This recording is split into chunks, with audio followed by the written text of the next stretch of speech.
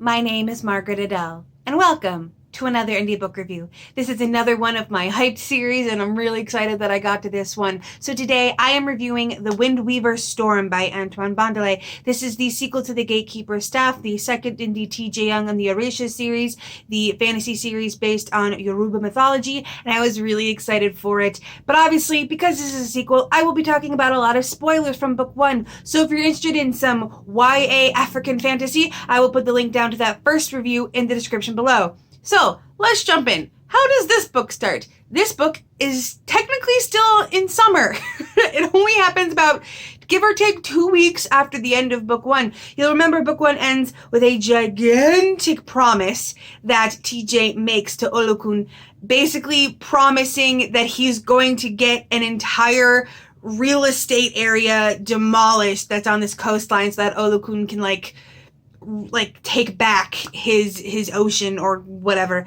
But you know, he's a teenage kid and it's an entire developed area of businesses and stuff. What is he gonna do?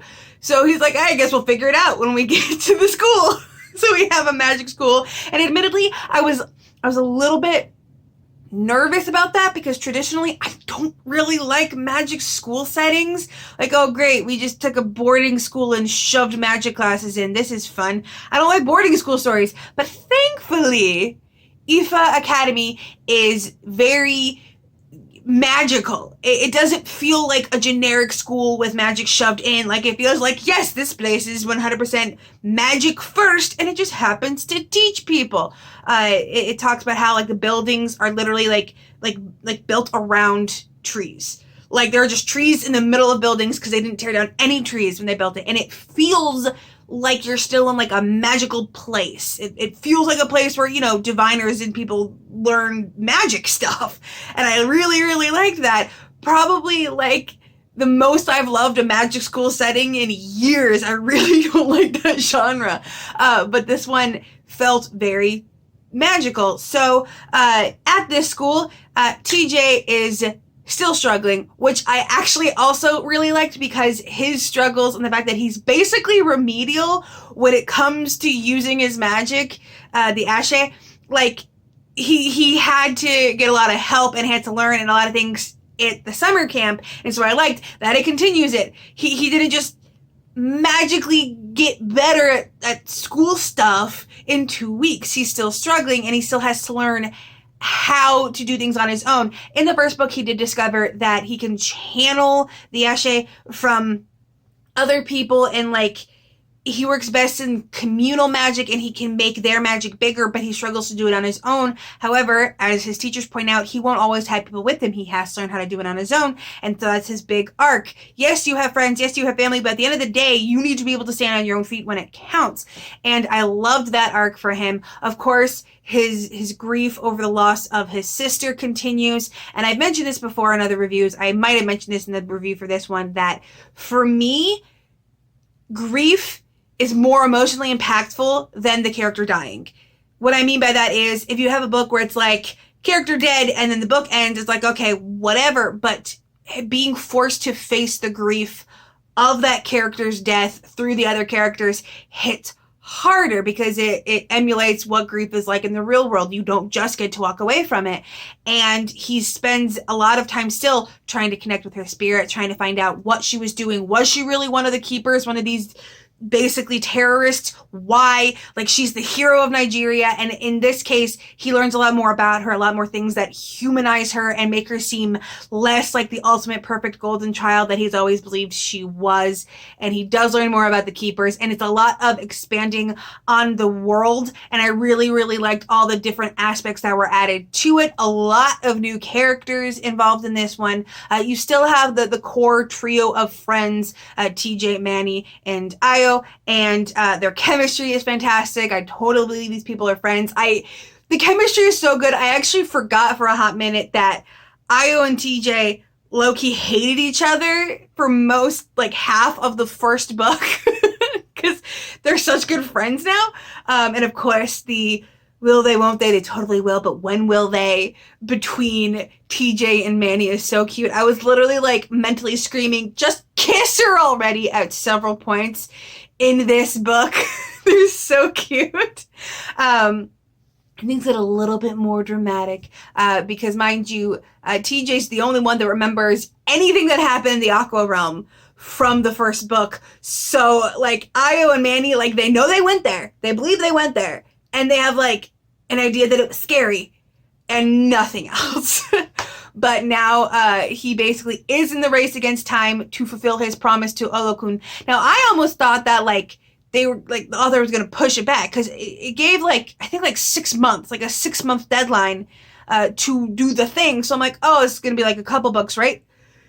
It becomes a problem real quick. This is not a tide-over book. This is not a get to point A to point B book. Like, almost immediately, though, they hit the ground running. They're like, we got to go.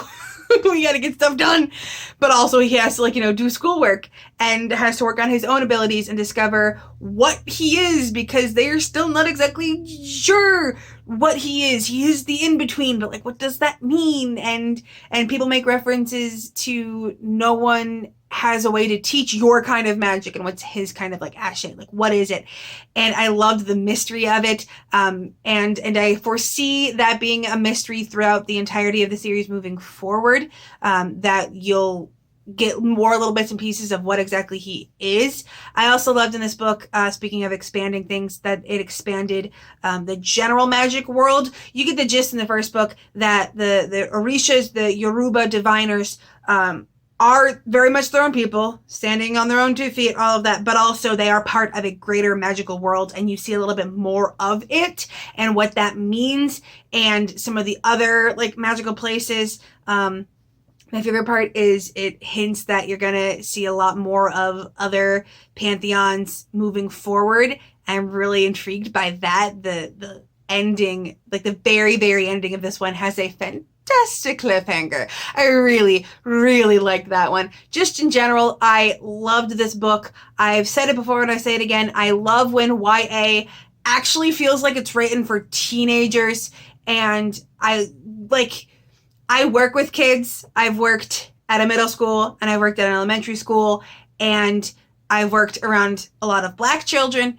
and, like, TJ, Io, that whole set, I hear the voices of the kids I've worked with in their dialogue. That's how, like, accurate it is. That's how, like, it feels like actual teenagers talking. And it's great. I love it. TJ feels like a 14 turned 15-year-old. He has a birthday that's been thrown into the deep end with, like, divine prophecies and stuff. Like, it feels like they're teenagers, and it's great, even though, you know, they do the teenager thing with the romance, which is infuriating, and they make stupid teenager decisions, but, like, I can't fault them for it. That's accurate. So, congratulations, Mr. Bandele. You have made some fantastic teenage characters. They feel like teenagers. But in general, I'm really excited for this series. I love this series. The author has actually, like, made some references to the fact that, like, film rights might have been bought. Like, hello? Yes, I would love that. And in general, I'm also really happy that this is a magic school book that I liked. And obviously, I gave it 5 stars. I don't really have anything negative to say about it, which is nice. Love those kind of books for me. I didn't even mind the fact that it was over 600 pages.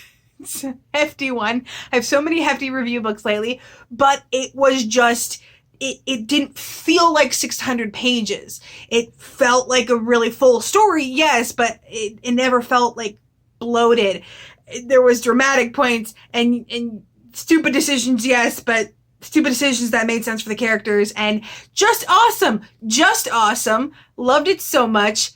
Would love the 3rd one when that is a thing. I know that it's been, like, low-key announced. It doesn't even have a cover yet, but I'm game. So whenever you're ready. Now, if you're an indie author and you would like a review something like this, please let me know. I will have my email down in the description below. Be sure to read through my review policy. It answers a lot of questions and saves us a lot of time. And with nothing else to say, I hope you have a wonderful day and a marvelous tomorrow.